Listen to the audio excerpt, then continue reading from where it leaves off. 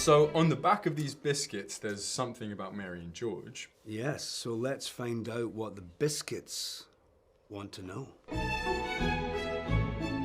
I'm going to ask you a question. I'm going to go for this guy. Oh, yeah? And this says, God, everybody thinks I'm blind. It's the weirdest thing you learnt in the preparation for the show. Well, I learned some quite weird things. I mean, I learned some French. I learned the viola da gamba, which is kind of a sort of period cello. I wouldn't say you learnt it, but okay. Anyway. That was cruel, wasn't it? That was cruel. 150 people watching me scratch away, and Tony going, the whole world should hear you play. He's an absolute aficionado.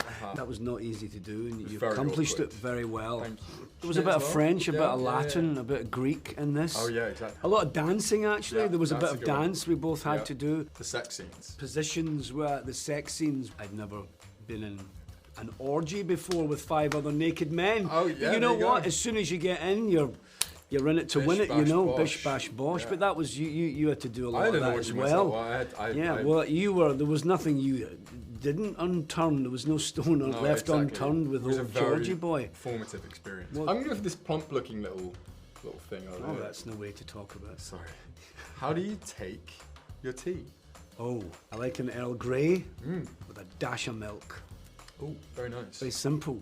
I'm not much of a tea drinker, I have to say. You're not? I'm more of a coffee guy, yeah. Really? Maybe since I've fled the country and gone to the US. The best thing about wearing period costumes, Nick. I mean, you feel very important. You walk differently when you're in it, don't you? I mean, with those bloody heels on you do, yeah. You have to walk differently. Yeah.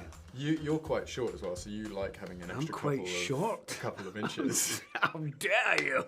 But I'm 5'11 and a half, almost 6 foot with a heel on. What do you like about it? I like the way it kind of immerses you in your character, you know? I mean, there was moments where we'd walk into Hatfield House and there was all the supporting artists and Julie and you, and you'd walk in this outfit, and then at times I'd look up on the wall and boom, there's a painting of Mary Queen of Scots in her attire, and then next to it was a painting of King James, and then of course I'd forget my first line.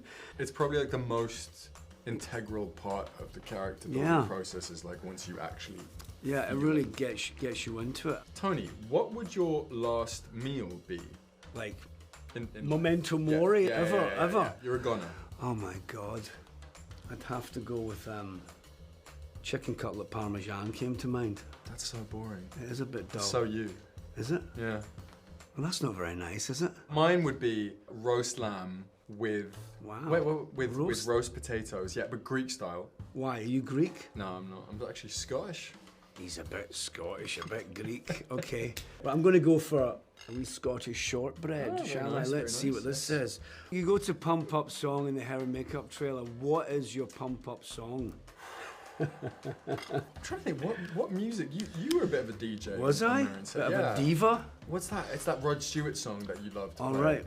If you think I'm sexy and you want my body, come on, that one. Is that what you go for? He looked into the mirror every single day and screamed that into the mirror to just convince himself. I've got a great face for radio, as my mother would say. That's what we. That's not just what your mother would say. It's what we all say. Yeah, I used to play a band called the Snuts in the morning. There's a great album called Millennials, you know. Yeah. You just did a music video for them. Oh, I did. I did. It's a little bit of self-promotion. Self-promotion there, yeah. You don't see me talking about my other projects here, Tony. I'm going to go for...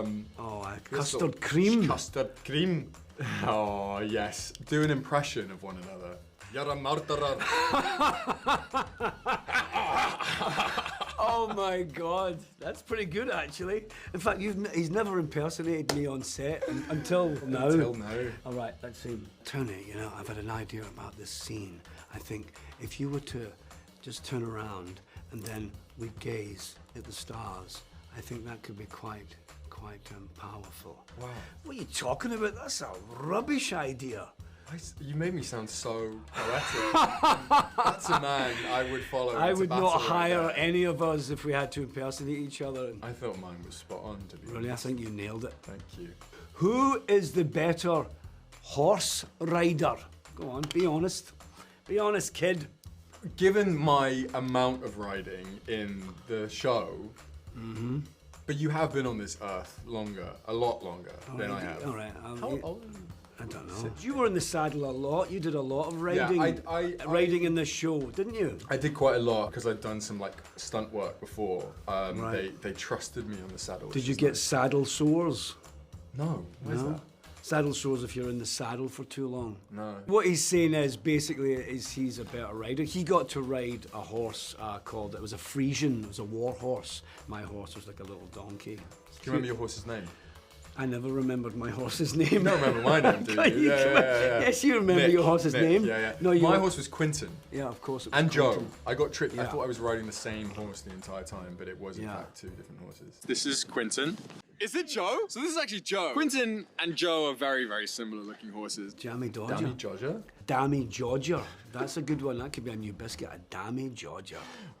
Speaking of which, what is your favourite biscuit? You know what comes to mind is a minty Viscount. You know those ones? The green? The green, no. It's a chocolate biscuit and you bite into it and it's got a minty crispiness to it, and a Viscount came to mind. So, Sounds delicious. although I do like a hobnob. Oh, a dark chocolate hobnob. What about you? What are those? Are they called like Amarillos? Or the things that I'm short and basic. You're short, basic. Or like the biscotti. Oh, I yeah. really love those. Oh, those are with a bit posh. of coffee. Ooh. Really? Yeah. Well, that's it. The biscuits have spoken. Go watch Meary Geroge.